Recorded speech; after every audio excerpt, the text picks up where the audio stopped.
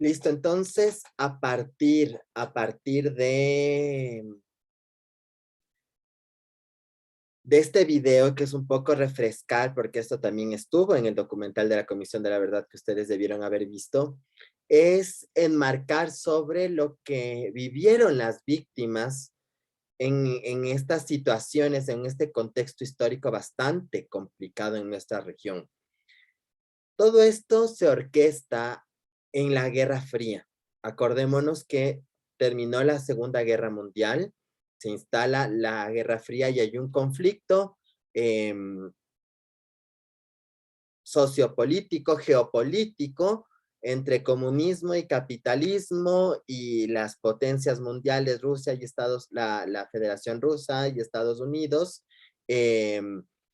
y el control ideológico un poco de las sociedades. Y en ese miedo o en esa guerra fría, que no era una guerra a través de aparatos militares, sino más bien era ideológica, era a través de amenazas, etcétera.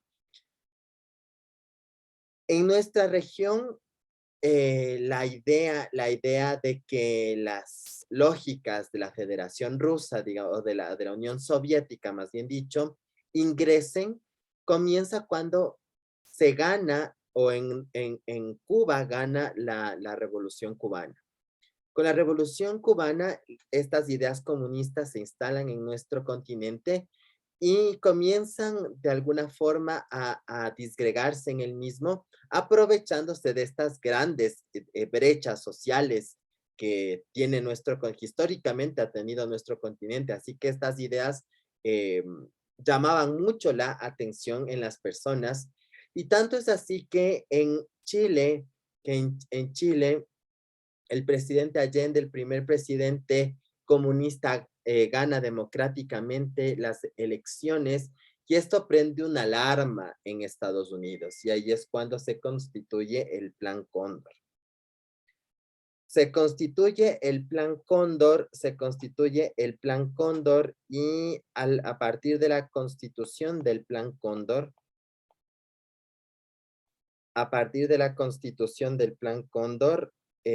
lo que se debe realizar, o lo que realiza la potencia de nuestra región, es adoctrinar y entrenar a los militares de los países para que cometan cierto tipo de estrategias, más vale decir vulneraciones de derechos humanos, y que se tomen el poder cuando detecten que el comunismo se esté insertando en sus países y en sus sociedades, con la consigna de la eliminación de raíz de estas ideas a toda costa, que esto implicaba a través de la tortura y las graves violaciones de derechos humanos. Todo esto se instaló de manera más visible en el Cono Sur, en las dictaduras de Argentina, Chile, Brasil, Uruguay, Bolivia y Paraguay, pero eso no significa que el Plan Cóndor no haya subido a la zona andina, es decir, Colombia, Perú, Ecuador. De hecho, Ecuador ingresa al Plan Cóndor cuando el presidente Jaime Roldós gana las elecciones, y no por una decisión de Jaime Roldós, sino por las decisiones de los militares en 1978. El Plan Cóndor se instala en el Ecuador, y de alguna manera esto tiene una repercusión más evidente desde 1983 en adelante. Y todo esto trae consigo estas políticas de persecución, limpieza social, segregación y vulneración sistemática a los derechos humanos dentro de nuestra región. Las graves violaciones de derechos humanos y delitos de lesa humanidad, que es lo que vamos a ver hoy. Las graves violaciones de derechos humanos son la tortura, la ejecución extrajudicial, las desapariciones forzadas, la detención ilegal y arbitraria. Estas son las principales graves violaciones a los derechos humanos. Las graves violaciones de derechos humanos nunca están justificados, no existe una justificación para que el Estado las cometa, y además son imprescriptibles. ¿Qué significa que son imprescriptibles? Que no hay una fecha de expiración para poder denunciarlas. y para investigar y sancionar. Es decir, pueden pasar 30, 35, 50 años que no hay una fecha de caducidad para, para poder delimitarlas o para poder investigarlas. No existe, así que las víctimas pueden denunciar y provocar que el Estado investigue en un momento posterior. Hay que tomar en cuenta que generalmente cuando recién suceden estas vulneraciones, hay un contexto de mucho poder y de mucha violencia, por lo que las víctimas no denuncian en ese mismo instante por el miedo que tienen. Así que esto va a tener una consecuencia, ¿no? A que estos procesos tengan esta salvedad de que se pueden denunciar en cualquier momento, independientemente de la fecha, porque no hay prescripción, a diferencia con los delitos comunes. Los delitos comunes, robo, asalto, asesinato, que no tiene una política de Estado, no están atravesados los aparatos del Estado de por medio. Hay tiempos fijos para poder denunciar los delitos que no son tan graves, se denuncian, tienen un plazo de 5 años de prescripción para su denuncia, y las graves y los demás delitos hasta 15 años. Así que esta es una particularidad de las graves violaciones de derechos humanos.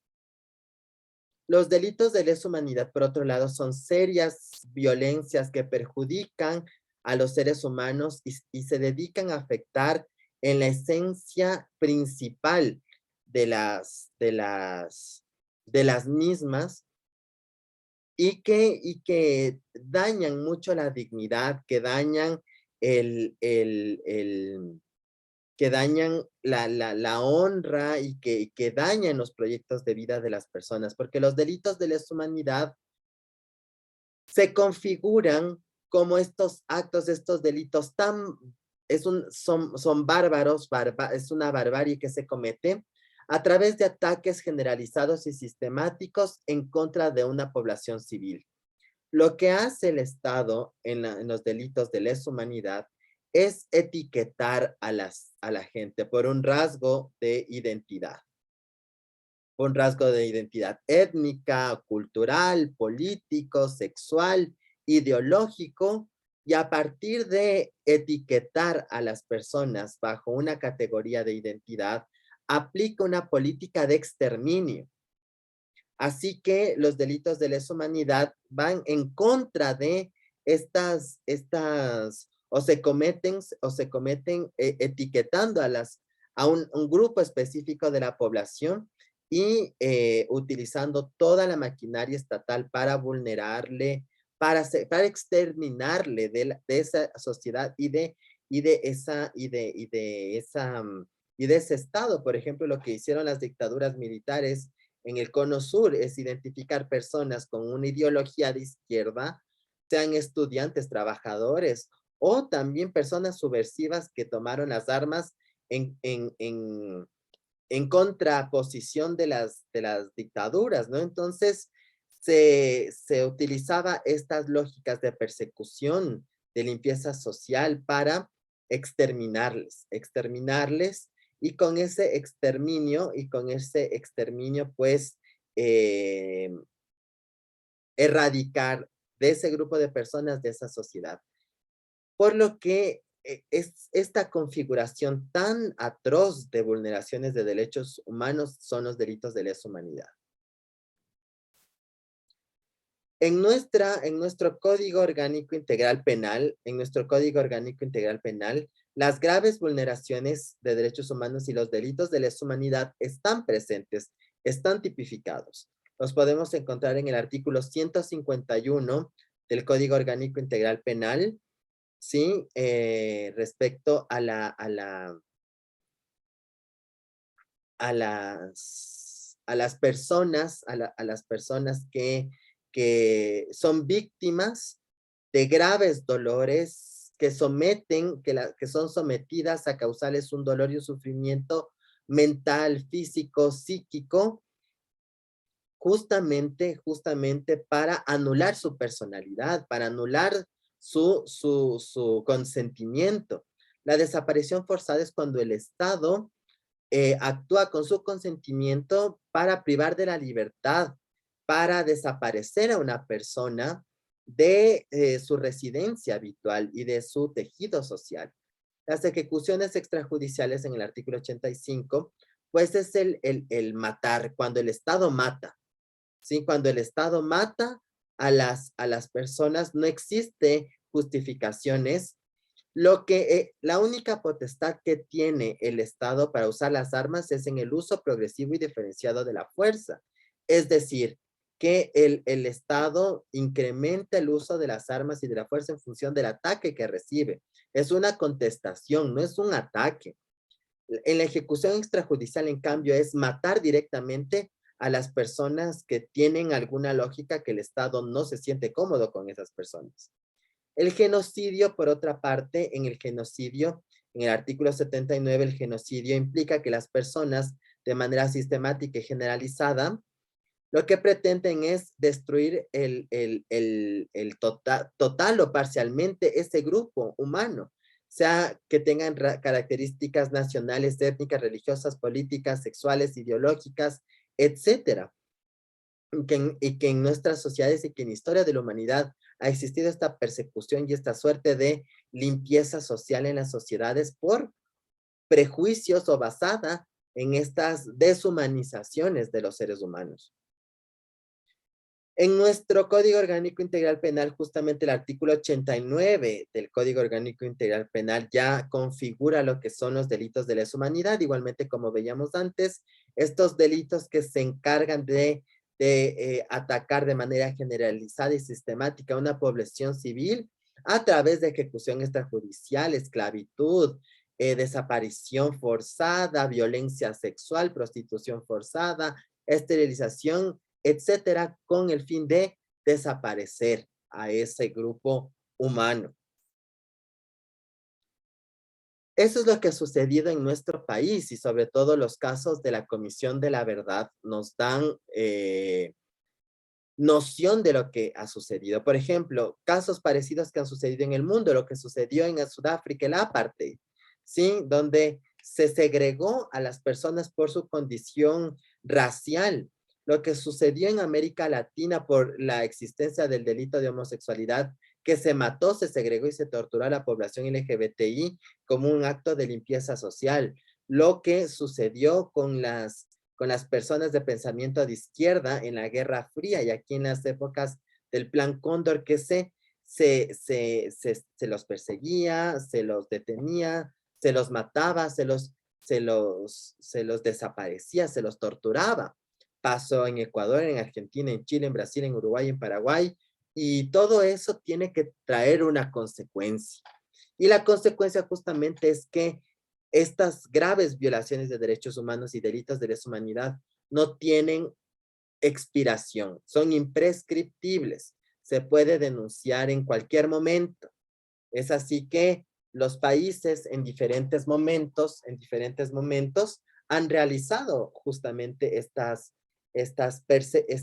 investigaciones y en Argentina, sobre todo en Chile, se han realizado los juicios en contra de los dictadores, en contra de los perpetradores, que igualmente tienen la culpa quien ordena una tortura como quien la practica, quien ordena una ejecución extrajudicial como quien la practica, quien ordena el robo de niños como quien lo practica.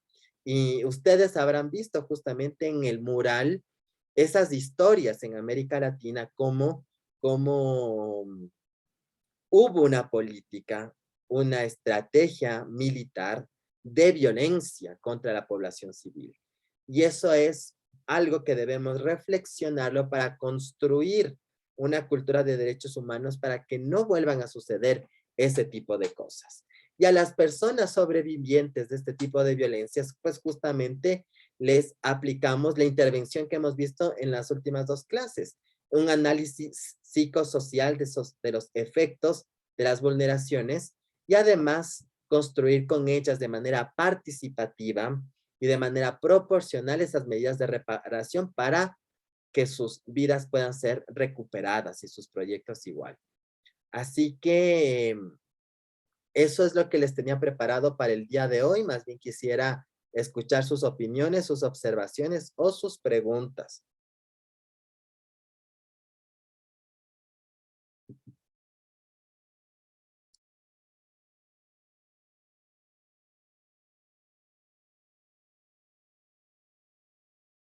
Carla. Un comentario, profe. Sí, profe, respecto a lo que dice, si bien es cierto, todos estos actos crueles lo que hicieron es dañar, ¿no?, a las personas en todos sus ámbitos. Entonces, lo que, más que nada, aunque, bueno, sí estén ya estipulados, ¿no?, en el Código Integral, todavía está presente esos, más que nada, esa falta de sanción a quienes hicieron esto, ¿no? Que por diversas razones ya no se las hicieron. Algunos ya murieron, otros están en otros países del refugio. Entonces, por ejemplo, respecto también a lo que vi en esto de los documentales, el caso, por ejemplo, de Chile, de que si bien Pinochet estaba a cargo de todo esto, finalmente fue libre y no, realmente no recibió la sanción que debería hacerlo. Y en cambio aquí en nuestro país, eh, estos actos de desaparecer a quienes estaban en contra, ¿no?, de sus disposiciones crueles. Por ejemplo, siempre recuerdo a lo del presidente Jaime Roldós, ¿no?, que empezó a hacer estas reformas y casualmente murió, y también todos los demás políticos que estaban con él, como Assad Bucaram y quienes apoyaban, ¿no? Entonces, respecto a esto de la esclavitud, ¿no?, y de etiquetar a la gente, está basado prácticamente en estas luchas sociopolíticas que siempre toman a los inocentes, y quizás no tan inocentes en ciertos aspectos, pero sí a los que no deberían pagar o pasar por este tipo de situaciones, ¿no? Estas ejecuciones extrajudiciales y también estos ataques a la libertad y las violencias en todos sus sentidos eh, siguen perdurando. Y si bien decía en una parte que si bien se hace la reparación integral y todo esto, realmente las personas nunca, no puede reparar algo inmaterial, ¿no?, como la pérdida, como los años perdidos en todas estas encarcelaciones, pero aún así había que tratar y hay que tratar de hacerlo para en lo máximo poder reivindicar a la víctima, ¿no? Entonces, esto por... Sí, y justamente esa es nuestra participación, o sea, de tampoco olvidar esto, olvidar lo que es, porque puede ser que vuelva a suceder, y por eso tenemos que estar en alerta cuando existan condiciones que estas situaciones vuelvan a suceder, saber cuáles son nuestros derechos, cuál es la consecuencia de estas vulneraciones a los derechos humanos, para que estos escenarios no se vuelvan a repetir. Y las intervenciones de trabajo social tienen que marcarse en lo que hemos venido trabajando, en el análisis psicosocial de manera participativa, tratando de reconstruir la vida de las personas, darles todas las herramientas a través de los enfoques de intervención, identificando las necesidades particulares, y además también en el discurso social, porque hablar de derechos humanos, crear una cultura de derechos humanos, hablar de lo que pasó en el pasado, permite tener discusiones para que en un futuro las mismas eh, no puedan continuar, ¿no es cierto? Y que no se puedan repetir. ¿Alguien más? ¿Alguna otra pregunta? ¿Alguna observación? ¿Comentario?